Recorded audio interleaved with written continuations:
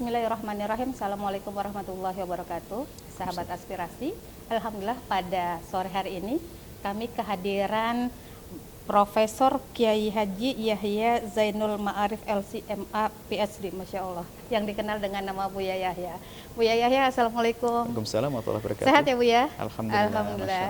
Buya, ini teman-teman dari podcast Aspirasi ini banyak sekali ingin tahu tentang belajar tentang fikih ya, khususnya untuk manasik haji dan umroh. Kalau jamaah yang akan mau berangkat ini sejauh mana sih Buya urgensi mereka belajar fikihnya dulu? Bismillah, alhamdulillah, salatu wassalamu ala rasulillah Sayyidina Muhammad bin Abdillah wa ala alihi wa ashabihi wa mawalah, amma ba'd. Belajar ilmu haji atau umroh sebuah keharusan demi keabsahan di dalam haji dan umroh. Akan tetapi kemampuan jamaah di dalam menampung ilmu-ilmu amalan yang sifatnya seumur hidup sekali ya, kalaupun ada sering haji dan umroh pun tidak setiap tahun, sehingga bagi mereka pun biarpun belajar suka lupa. Maka tetap kita ajarkan kepada mereka semudah-mudahnya.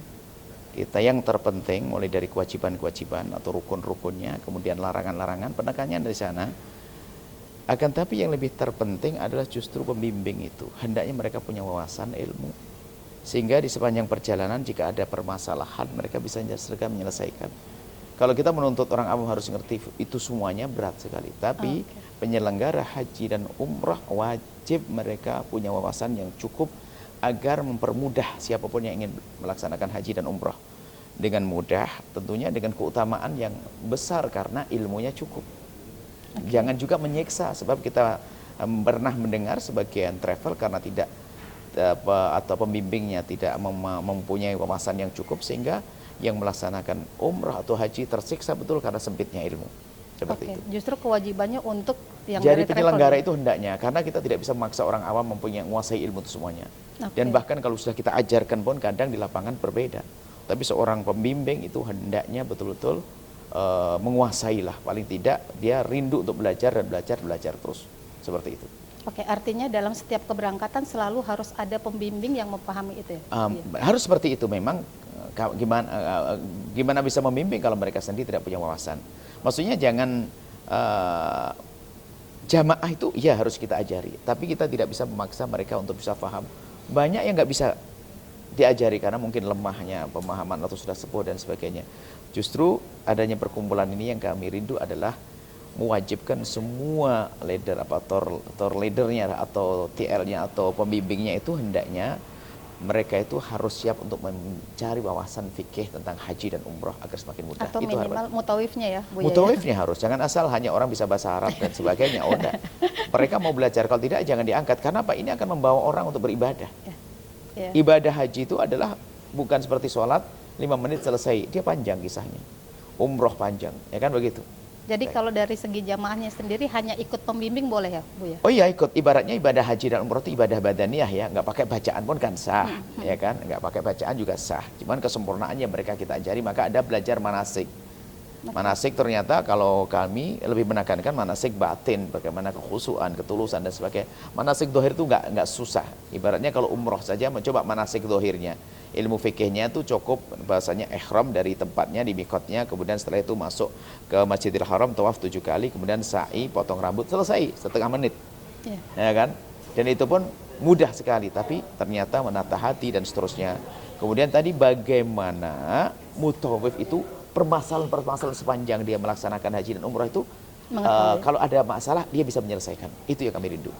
Oke. Baik, ini ada pertanyaan lagi Bu ya. Bagaimana kalau misalnya jemaah sebelum ikut travel itu sudah punya pemahaman tersendiri, lalu ketika berangkat ternyata ustadznya atau mutawifnya mempunyai pemahaman yang lain?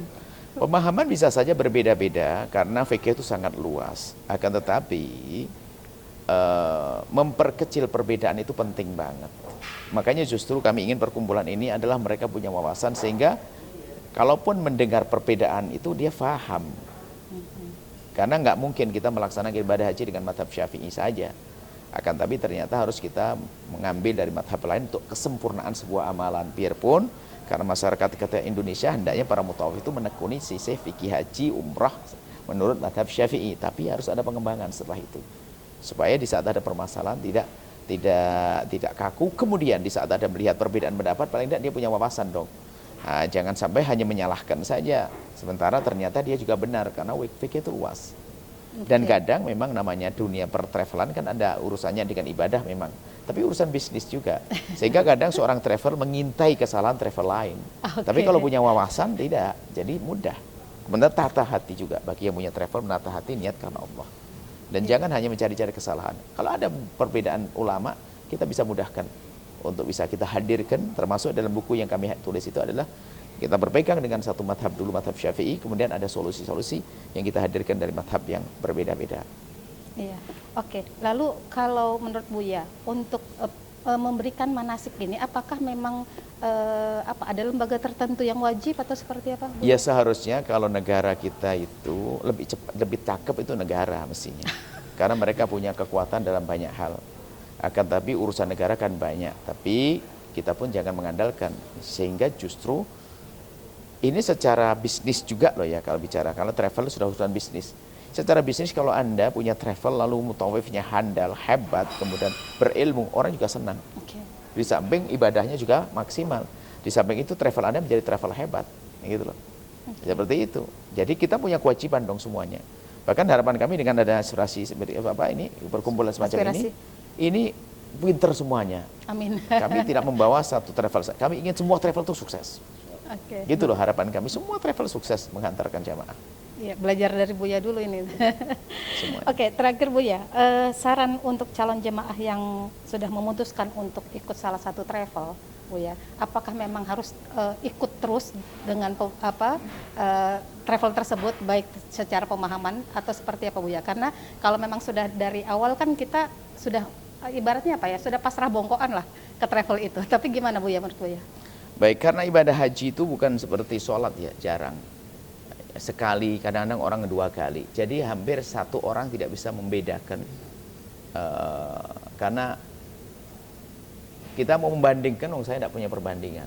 Hanya semua travel biasanya mempromosikan travelnya pelayanan yang terbagus, semuanya kan ngomong begitu. Maksud kami, kalau ternyata Anda ingin pindah travel, itu jangan sampai membawa travel dulu dengan kekurangannya.